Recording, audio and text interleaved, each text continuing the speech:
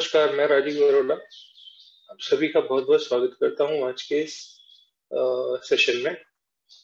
आज से हम एक नई सीरीज शुरू कर रहे हैं ऑनलाइन और इसमें हम सीखेंगे केपी एस्ट्रोलॉजी के थ्रू प्रेडिक्शन कैसे करते हैं। ये कोर्स बिल्कुल जो ज्योतिष के बारे में कुछ भी नहीं जानते हैं, बिल्कुल जीरो से शुरू करना चाहते हैं, उनके लिए भी बहुत सूटेबल है। मैं इसमें बिल्कुल शुरू से जैसे एक तरह से कह सकते हैं कि ABCD से मैं इसमें आप लोगों को सिखाना शुरू करूंगा। तो जिन लोगों को ज्योतिष में बिल्कुल कोई भी जानकारी नहीं है और वो सीखना शुरू करना चाहते हैं तो वो भी हमारे साथ आराम से जुड़ सकते हैं। एक बार फिर से आप सभी का बहुत बहुत स्वागत। और ये जितने भी सीरीज है हमारी, इसके वीडियोस आपको टाइम से मिलते रहे उसके लिए सब्सक्राइब इस चैनल को जरूर कर लीजिएगा। घंटी का बटन है साथ में, वो दबाइएगा और इससे आपको नोटिफिकेशन आ जाएगा कि नया एपिसोड हमारा अपलोड हो गया है। चलिए शुरू करते हैं। केपी एस्ट्रोलॉजी के थ्रू कैसे हम प्रेडिक्शन तक धीरे धीरे इस कोर्स में पहुंचे, लेकिन शुरुआत करनी पड़ेगी हमेशा 1 2 3 4 से। तो इसमें आप ऐसे समझिए, ज्योतिष में सबसे महत्वपूर्ण जो चीजें होती हैं वो है 5, जिसमें पहली चीज आपने जो सीखनी होगी वो सीखनी होगी भाव। भाव, हाउस, खाना, ये सब एक ही बात है। आप जो भी इसको कह लीजिए, नंबर इनका मतलब जो है वो एक ही है। पहला भाव, दूसरा भाव, तीसरा भाव, आपने देखा होगा ये साइड में स्क्रीन में आपके जो चार्ट आ रहा है, इसको देख के आप समझ जाओगे। ये आपने अक्सर देखा होगा, इसमें ये जो नंबर्स लिखे हुए हैं 1 से लेके 12 तक, हर एक के सामने H लिखा हुआ है। 1H, 2H, 7H, 8H, इस तरीके से। H का मतलब है हाउस। ये सारे के सारे नंबर ऑफ हाउसेस हैं। हाउस का नंबर कभी भी नहीं बदलता। ज्योतिष में 12 हाउसेस होते हैं और ये 1 से 12 तक के हाउसेस के बारे में यहाँ पे आप साइड में स्क्रीन पे जो आ रहा है उसमें देख रहे हो। भाव को जानना, हाउस को जानना बहुत जरूरी है। एक एक हाउस आपके जीवन के एक एक डायमेंशन के बारे में बताता है। तो जब भी कोई प्रश्न आता है ज्योतिष का, तो सबसे पहले हमें भाव को पकड़ना पड़ता है। भाव हमारे प्रश्नों के उत्तर को छुपा के बैठा हुआ है और उसको कैसे धीरे धीरे करके हम डिकोड करेंगे। लेकिन डिकोड तो आप तब करोगे ना जब आपको पता होगा कि कौन से भाव में छुपा हुआ है। जैसे शादी का एक प्रश्न अगर किसी ने किया, तो शादी के प्रश्न का जो भी उत्तर होगा वो 7वें भाव में छुपा होगा। आपके कर्म स्थान के बारे में अगर हम बात करें, तो कर्म स्थान जहां पे ये 10H लिखा हुआ है, ये आपका कर्म का स्थान। कर्म कौन सा करेगा इंसान अपनी जिंदगी में, उसके बारे में अगर कुछ हमने जानना है तो हमें पहले 10th हाउस, 10वें खाने या 10वें भाव से ही उसको जान सकते हैं। तो इसलिए सबसे पहले हम इस कोर्स में जानेंगे भाव को और उसके बाद बाकी की चीजें। किसी भी पत्री में जो भावों की संख्या है वो 12 होती है और इन्हीं 12 भावों, 12 खानों से जीवन के हर प्रश्न का उत्तर आपको ज्योतिष देता है। तो चलिए जानते हैं सबसे पहले इन भावों के बारे में। भावों में हम सबसे पहले जानेंगे भाव नंबर 1। भाव नंबर 1 व्यक्ति की अपनी पहचान है। इसका निर्धारण डेट ऑफ बर्थ, टाइम और प्लेस ऑफ बर्थ से बनने के बाद निर्धारित होता है। तो ये सबकी कुंडलियों में अलग अलग होता है, लेकिन ये सदा पहला भाव ही रहता है। भावों के नंबर फिक्स होते हैं। जैसे पहला भाव है तो वो हमेशा पहला भाव ही रहेगा। जो दूसरा भाव है वो हमेशा दूसरा भाव ही रहेगा। आप देखोगे अक्सर पत्रियों में आपको दिखेगा कि पहले भाव में किसी किसी पत्री में 2 नंबर, किसी में 3 नंबर, किसी में 4 नंबर, किसी में अलग अलग नंबर लिखे रहते हैं सब में। तो वो अलग अलग नंबर जो हैं वो राशियों के नंबर हैं। राशियां वैसे तो नाम से जानी जाती हैं, लेकिन पत्री में उनका जो दर्शाने का तरीका है वो नंबर्स से है। तो पहले एक बार हम भावों वाला चैप्टर पूरा कर लेते हैं और उसके बाद हम फिर राशियों के बारे में जानेंगे। तो पहला भाव इंसान के अपने स्वयं के बारे में बताता है। पहले भाव से आप इंसान की पर्सनालिटी के बारे में, उसके व्यक्तित्व के बारे में, उसके स्वयं की इंफॉर्मेशन जितनी भी है वो सारी की सारी आप पहले भाव से देख सकते। हर भाव बहुत कुछ बताता है, एक ही चीज नहीं बताता, बहुत सारी चीजें एक ही भाव बताता है। एक भाव से 30, 40, 50 चीजें तक भी पता लगाई जा सकती हैं। तो हम कंसर्न अपना देखते हैं कि हमारा कंसर्न क्या है और वो किस भाव से जुड़ेगा। चलिए अब हम जानते हैं भाव नंबर 2 के बारे में। भाव नंबर 2, भाव नंबर 2 जो आप साइड में देख रहे हैं जिस पे ये मार्किंग आ रही है, इसमें देखिए ये है भाव नंबर 2। भाव नंबर 2 ये पूरी जो जन्म पत्री है ये हमारे जीवन की यात्रा का पूरा दिखाती है। भाव नंबर 1 से व्यक्ति का जन्म होता है। जब हमारा जन्म हुआ तो जन्म का लगन क्या था वो पहले भाव से पता लगा था। सेकेंड भाव जन्म के साथ हमारी शुरू हुई यात्रा के आगे बढ़ने का हिस्सा है। तो जब हमारा जन्म होके हमारा जीवन आगे बढ़ता है तो सबसे पहले हमें कौन मिलता है? सबसे पहले हमें हमारे माता पिता मिलते हैं, जिससे हमारा एक छोटा परिवार बनता है। परिवार में हमारी एंट्री होती है, हम एक नवजात शिशु की तरह अपने परिवार को ज्वाइन करते हैं। तो एक कदम जैसे ही आगे बढ़े तो सबसे पहले हमारा परिवार बना। तो सेकेंड हाउस से हम अपनी न्यूक्लियर फैमिली, यहाँ पे दादा दादी नाना नानी ज्वाइंट फैमिली वो नहीं आएगा, सिर्फ हमारी जो न्यूक्लियर फैमिली है उसके बारे में हम सेकेंड हाउस से जानते हैं। सेकेंड हाउस से हमारे धन की स्थिति, जो जोड़ा हुआ धन है उसके बारे में भी पता लगता है। सेकेंड हाउस से हमारे शरीर में जो गले का हिस्सा है यहां से लेके यहां तक का, उसके बारे में भी पता लगता है। तो गले के हिस्से से हम क्या करते हैं? भोजन करते हैं, खाते हैं। तो हमारी ईटिंग हैबिट्स, खाने पीने की जो हमारी आदतें होती हैं वो भी हमें सेकेंड हाउस से पता लगती है। सेकेंड हाउस जोड़ने का हाउस है, यहां से हम अपने जीवन में जुड़ने वाले धन, जुड़ने वाला हमारे साथ का परिवार, उन सब के बारे में जानते हैं। गले का हिस्सा आ जाता है तो गले में हमारी वाणी होती है, बोलने की हमारी शक्ति होती है, बोलने की हमारी ताकत होती है। तो हम वहां से इंसान कैसा बोलेगा, उसकी वाणी कैसी होगी वो भी जानना हो तो हम सेकेंड हाउस से जानते हैं। धन के अलग अलग स्वरूप है। जो हमारे जीवन में हमने अपना धन जोड़ा वो सेकेंड हाउस से आता है। एक धन होता है जो हमें कहीं पे नौकरी करने पे सैलरी के तौर पे मिलता है, व्यापार करने पे क्लाइंट से आने वाली इनकम के तौर पे मिलता है, या कुछ ऐसा धन भी होता है जो हम कमाते नहीं हैं और हमें मिलता है, जैसे इंश्योरेंस का पैसा या जमीन जायदाद कुछ मिल जाती है। उनके लिए सेकेंड हाउस नहीं है, उनके लिए आगे आगे चलेंगे तो पता लगेगा कि उसके लिए हाउसेस अलग है। लेकिन सेकेंड हाउस जो है वो मेरी जीवन यात्रा में जुड़ने का है, मेरे द्वारा जोड़ा गया धन वो सेकेंड हाउस से हम देखते हैं। अब चलते हैं हाउस नंबर 3 की। हाउस नंबर 3 ये हमारी लाइफ में एक और एडिशन करता है।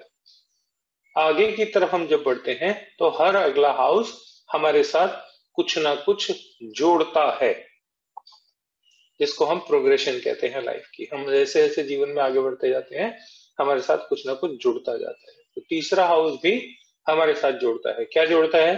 तीसरा हाउस जोड़ता है मेरे छोटे भाई बहन को। आज के जमाने में तीसरा हाउस सबसे ज्यादा इंपॉर्टेंट हो गया है, स्पेशली जब से 2020 लगा है, लॉकडाउन जब से हुआ उसके बाद से तो इस हाउस की महत्ता बहुत बढ़ गई है।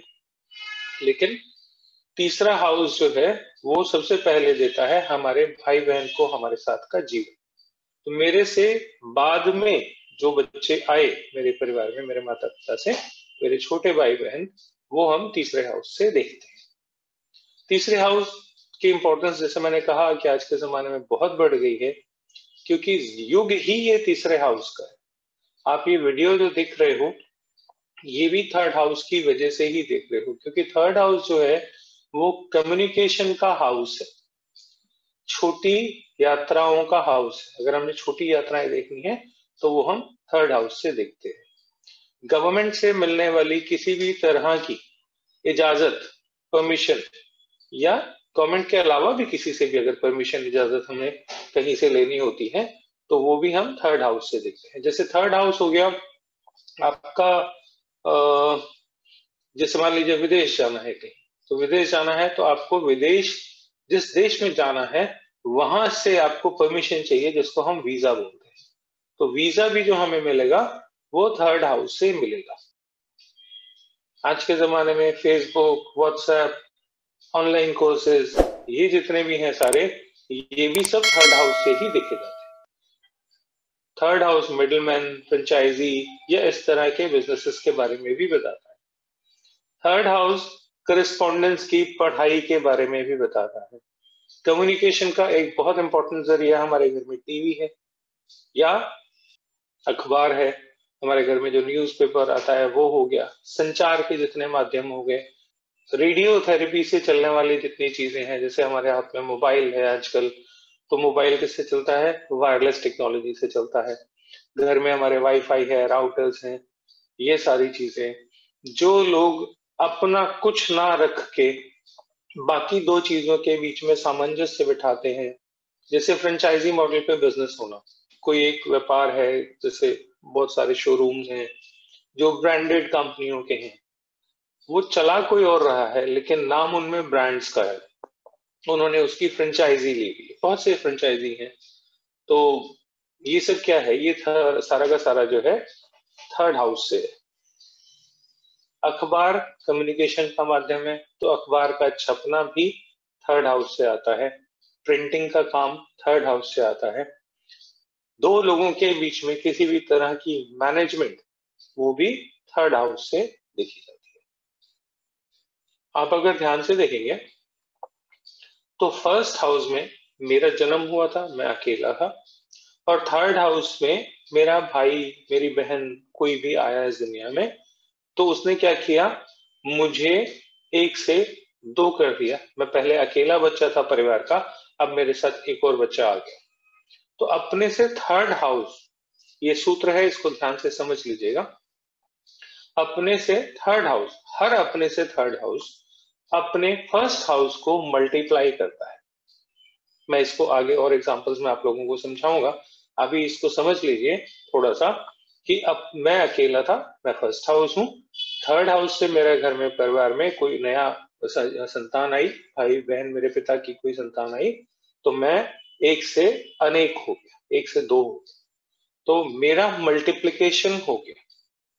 थर्ड हाउस फर्स्ट हाउस को मल्टीप्लाई करता है, और ये सिर्फ लगन से नहीं, हर हाउस अपने से थर्ड में जाके मल्टीप्लाई हो जाता है। आगे की क्लासेस में इसको मैं और एक्सप्लेन करूंगा, अभी बस थोड़ा सा इतना ही समझ लीजिए। ज्यादा अभी शुरू शुरू में करेंगे तो थोड़ा सा कंफ्यूजन हो सकता है, इसलिए अभी इसको इतना ही समझ लीजिए। थर्ड हाउस, जैसे कि मैंने कहा आपको कि डिस्टेंस लर्निंग का है। जैसे आप लोग अभी ये कोर्स कर रहे हैं, मेरे से सीख रहे हैं, वीडियो के माध्यम से सीख रहे हैं, मैं कहीं हूँ, आप कहीं हैं, तो ये कोर्स भी जो आप सीख रहे हैं, ये भी थर्ड हाउस की बदौलत ही है। जब आपका थर्ड हाउस एक्टिवेट होगा तो ही आप ऑनलाइन कोई कोर्स सीखेंगे। अब आपको समझ में आ गया होगा कि आज के जमाने में थर्ड हाउस इतना एक्टिवेट क्यों है, क्योंकि हर आदमी फोन पे, मोबाइल पे बैठा वीडियोस देख रहा है, अपने अपने शौक के, अपने अपने इंटरेस्ट के, जो जिसका शौक है, लेकिन वो हर समय वीडियो देख रहा है, फोन पे है। तो जब आप वीडियो देखते हो, फोन पे इतनी सारी एप्लीकेशन यूज करते हो, तो आपका थर्ड हाउस अपने आप एक्टिवेट हो जाता है। थर्ड हाउस इसीलिए आज के जमाने में बहुत ज्यादा इंपॉर्टेंट हो गया है। जैसे मैंने शुरू में ही कहा था, कम्युनिकेशन का युग है, और ये कम्युनिकेशन का हाउस है। कम्युनिकेशन, जितनी भी मैंने थर्ड हाउस की प्रॉपर्टीज बताई हैं, अगर आप उनको ध्यान से समझोगे तो ये सब कहीं ना कहीं कम्युनिकेशन ही कर रहे हैं।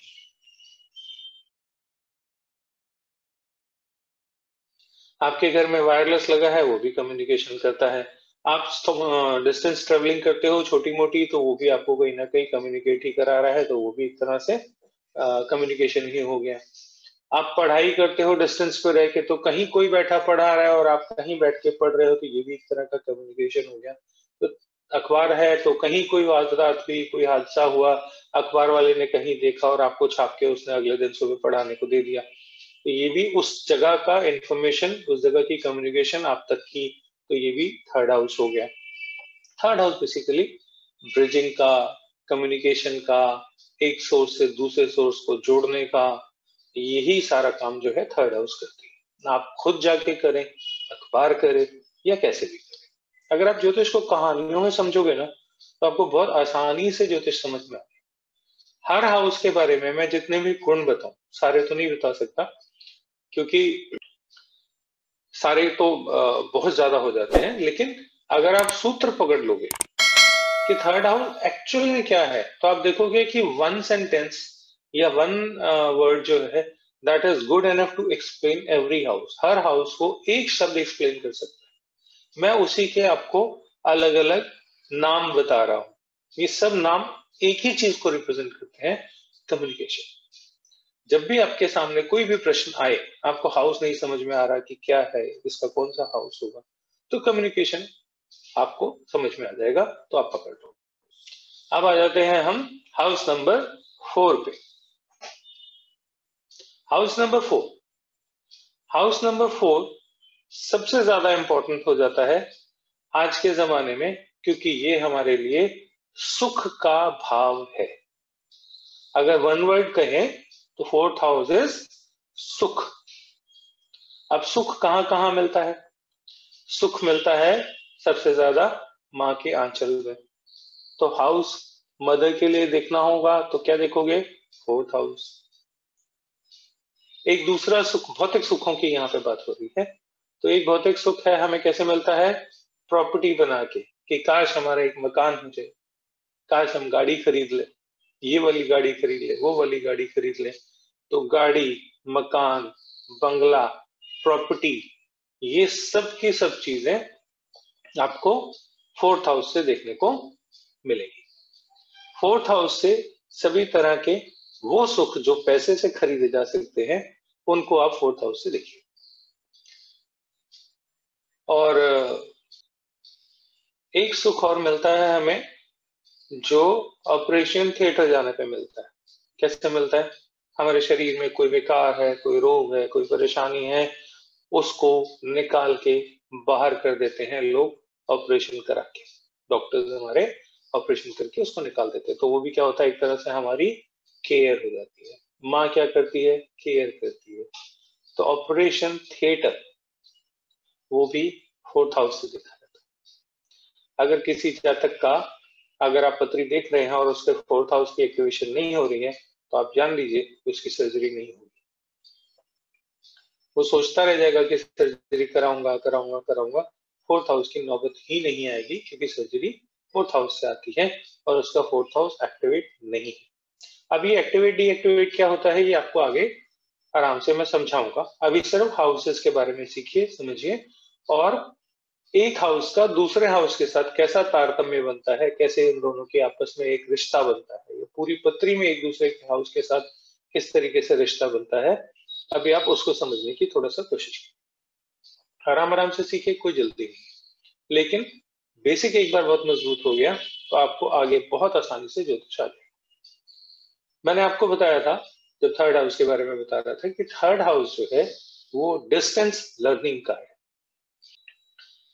फोर्थ हाउस क्लास में बैठ के पढ़ने का है, आमने सामने। स्कूल जाते हैं बच्चे, जैसे कॉलेज जाते हैं, वो होता है फोर्थ हाउस। उनका फोर्थ हाउस एक्टिवेट होता है तो ही आमने सामने बैठ के क्लास में पढ़ते हैं। बहुत से बच्चे जो हॉस्टल्स में पढ़ते हैं, उनका कहीं ना कहीं थर्ड और फोर्थ दोनों एक्टिवेट होता है, तो सामने आमने भी पढ़ते हैं, लेकिन अपने घर से दूर भी पढ़ते हैं। तो थर्ड हाउस और फोर्थ हाउस में फर्क है, एक डिस्टेंस लर्निंग है, एक क्लास की लर्निंग है। फोर्थ हाउस आर्टिफिशियल प्रोडक्शन का है, फैक्ट्रियों में माल बनता है। फैक्ट्री फोर्थ हाउस नहीं है, लेकिन फैक्ट्री में जो प्रोडक्शन होती है वो 4000। फैक्ट्री में बनने वाला सामान बिकता है तो 4000 से वो छोड़ के जाता है। 4000 प्रोडक्शन हो गई और 4000 से जाना हो गया थर्ड हाउस। तो थर्ड हाउस और फोर्थ हाउस का रिश्ता कैसा है, इसको हम आपस में एक टर्म देते हैं समझने के लिए, जिसको कहते हैं नेगेट करना। अभी आप लोगों को यहां से थोड़ा सा मैं समझाने की कोशिश करूंगा कि नेगेट क्या है। देखिए, फोर्थ हाउस जब एक्टिवेट होता है तो प्रोडक्शन होती है, लेकिन जब वही माल ट्रक में लोड होके या किसी ट्रांसपोर्टेशन के माध्यम से लोड होके बिकने को जाता है तो वो चौथा हाउस छोड़ के जाता है। तो चौथे हाउस को छोड़ के जाना मतलब फोर्थ हाउस नेगेट होगा। नेगेट कब होगा, जब 3 एक्टिवेट होगा। बच्चा घर छोड़ के हॉस्टल में जाएगा पढ़ने के लिए, कब जाएगा, जब उसका 3 एक्टिवेट होगा। अभी इसको आगे और दूसरे तरीके से मैं समझाऊंगा, जैसे जैसे आगे चलते जाएंगे आपको क्लियर होता जाएगा। तो फोर्थ हाउस पे अभी हम बात कर रहे हैं। फोर्थ हाउस जो है वो केयर का हाउस है, प्रॉपर्टी का हाउस है, और मदर से जो रिश्ता है आपका या आपकी मदर के बारे में अगर पत्री में देखना है तो हम फोर्थ हाउस से देखेंगे। पत्री से रिश्ते भी तो देखते हैं ना, कि मेरी मम्मी के साथ मेरा कैसा रिश्ता रहेगा, मेरे फादर के साथ मेरा कैसा रिश्ता रहेगा, ऐसी बहुत सारी चीजें हैं, तो वो भी सब इसी से देखेंगे। तो शरीर का भाग भी हमें इन्हीं भावों से पकड़ना पड़ेगा। शरीर का कौन सा भाग कौन से भाव से देखा जाता है वो भी आप लोगों को आगे आगे आने पर मैं बताऊंगा। अभी के लिए फोर्थ हाउस तक इतना ही। अब हम जानते हैं हाउस नंबर 5 के बारे में। हाउस नंबर 5, हाउस नंबर 5 का अगर वन वर्ड कहें तो वन वर्ड है मौज मस्ती, एंटरटेनमेंट। ये हाउस ऑफ एंटरटेनमेंट है। अब एंटरटेनमेंट हम अपने जीवन में बहुत अलग अलग तरीके से करते हैं, वो सभी माध्यम यहीं से देखेंगे। एक्टिंग करना, खेलना कूदना, पिक्चर देखने जाना, मस्ती करना, मस्ती के सारे तरीके फिफ्थ हाउस से देखे जाएंगे। अफेयर्स लड़के लड़की के फिफ्थ हाउस से देखे जाएंगे। बहुत आसान है देखना, लड़के लड़की की शादी जो है अरेंज मैरिज होगी कि लव मैरिज होगी, एक लाइन में देख लोगे। 2 मिनट 1 मिनट नहीं लगेगा जब आप सीख जाओगे। तो अफेयर मौज मस्ती का ही है, मौज मस्ती की उम्र होती है, तो भी हम फिफ्थ हाउस से देखते हैं। फिफ्थ हाउस से पहली संतान के बारे में देखा जाता है। फिफ्थ हाउस आरोग्यता का कारक है, हीलिंग का कारक है, लाइफ में सॉल्यूशंस का कारक है। आपने देखा होगा बच्चा पढ़ते पढ़ते बहुत थक जाता है तो माएं कहती है चल थोड़ी देर जाके खेला बेटा, खेलने जाएगा, हील हो जाएगा, रिफ्रेश हो जाएगा। क्यों, मौज मस्ती करके आया तो उसकी थकान चली जाएगी, फ्रेश हो जाएगा। तो पांचवा हाउस एंटरटेनमेंट का है, आरोग्यता का है, खेलने कूदने से आरोग्यता आती है। स्पोर्ट्स में खिलाड़ी जो बनते हैं वो पांचवें हाउस से बनते हैं। एक्टर एक्ट्रेसेस जो बनते हैं वो भी फिफ्थ हाउस से आते हैं। फिफ्थ हाउस सॉल्यूशंस का है।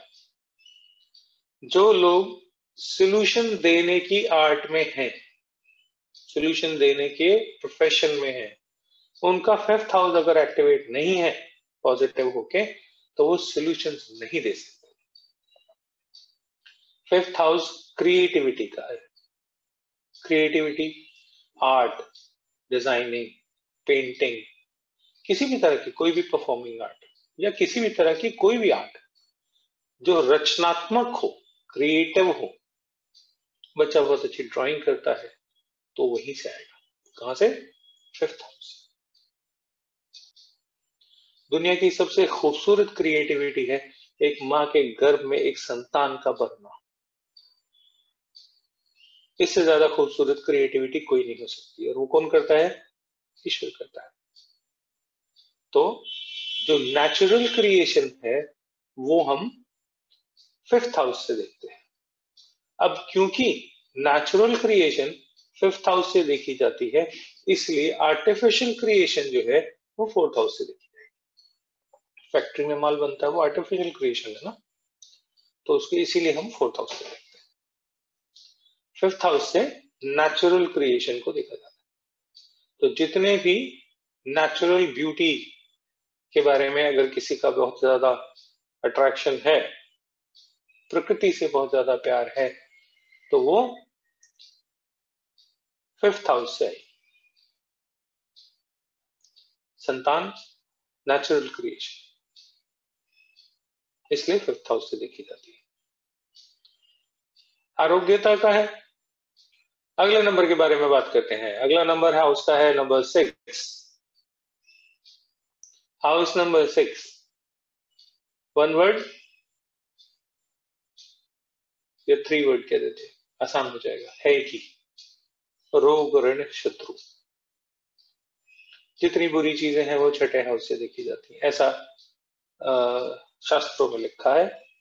रोग भी, ऋण भी। आज जमाना बदल गया, तो उसमें हर इंसान लोन लेता ही है। आप गाड़ी लोगे तो भी लोन लोगे, मकान लोगे तो भी लोन लोगे। तो अब वो चीज समय के हिसाब से थोड़ा सा बदल गई है, लेकिन भारतीय शास्त्रों के अनुसार ऋण को बहुत बुरा माना गया है। आज भी जो ट्रेडिशनल फैमिलीज हैं वहां पर ऋण को अच्छा नहीं माना जाता। तो रोग, ऋण और शत्रु। अब रोग ऋण शत्रु के जितने पॉजिटिव पार्ट्स हैं वो भी इसी हाउस में मिलेंगे, और जितने नेगेटिव हैं वो भी इसी हाउस में मिलेंगे। हर हाउस में यही सेम कहानी होती है। क्यों? क्योंकि अगर कोई बीमार है तो कोई डॉक्टर भी है, रोग है तो इलाज भी है।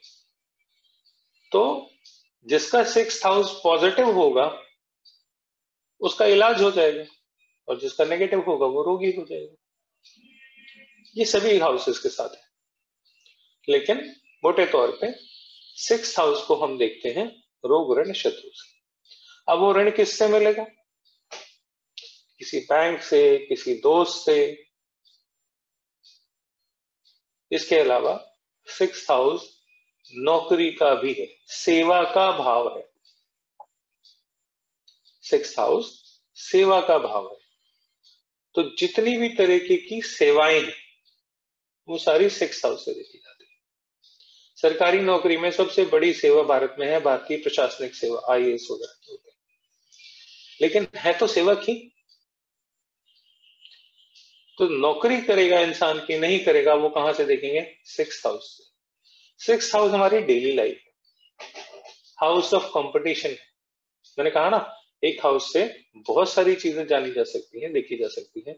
6th house house of competition. Competitive exams में बच्चा अच्छा करेगा कि नहीं करेगा, ये सवाल बहुत है आजकल इंपॉर्टेंट। तो वो 6th हाउस की स्थिति से ही पता लगेगा। छठे हाउस से हम डेली लाइफ देखते हैं। छठे हाउस से हम बैंक से मिलने वाले टाइप ऑफ लोन जान सकते हैं। छठे हाउस से हमें क्लाइंट से जो पैसा आएगा उसके बारे में जान सकते हैं। एक बहुत कॉमन सी प्रॉब्लम है, बहुत से लोगों की ये शिकायत होती है कि जब हमारे यहाँ दुकान पे कस्टमर तो बहुत आता है लेकिन लेके कुछ नहीं जाता। बहुत सारा सामान देखता है, ये दिखा दो, वो दिखा दो, ऐसा कर दो, वैसा कर दो, और आखिरी में वो लेके नहीं जाता। तो अगर किसी का 6th हाउस प्रॉब्लमेटिक है तो उसकी दुकान पे कस्टमर तो आएगा, वो सामान लेके नहीं जाएगा। ये सारा दोष जो अगर हम देखें तो 6th हाउस से है, क्योंकि क्लाइंट से आने वाला पैसा हम 6th हाउस से देखते हैं। तो क्लाइंट आया तो सही दुकान पे, लेकिन पैसा नहीं देके गया, कुछ खरीद के नहीं गया। तो उन दुकानों में जहां पे फुटफॉल है लेकिन लोग खरीदते नहीं है, लेके नहीं आते सामान, वो देखना होगा। तो आप उसको डायग्नोज कहां से करोगे? जी हाँ, 6th हाउस से। वास्तव में ये बहुत इंपॉर्टेंट पार्ट हो जाता है। दुकान पे कस्टमर आते ही नहीं, वो 7th हाउस से देखें, अभी बताऊंगा। तो 6th हाउस क्या है? शत्रु है तो कोर्ट, कोर्ट है तो वकील साहब, तो वकील, कोर्ट, कचहरी, ये सब कहां से देखोगे? 6th house. मैं कोशिश करता हूं आप लोगों को डिस्क्रिप्शन में एक लिस्ट पूरी डाल दूंगा, वैसे तो आप गूगल से डाउनलोड करके भी देख सकते हो। आपको पूरा एक वो डिटेल मिल जाएगा कि कौन से हाउस से क्या क्या देखा जाता है। देखना, लिस्ट मिल जाएगी, लेकिन उसमें कुछ टेक्निक्स हैं, वो आप लोग इसमें सीखोगे। पेट एनिमल, जो घर में हम जानवर पालते हैं, कुत्ता पालते हैं, गाय पालते हैं, जो भी पेट एनिमल पाला जाता है हर इलाके में अपने अपने हिसाब से है। तो जो पेट एनिमल हैं वो 6ठे हाउस से देखे जाते हैं।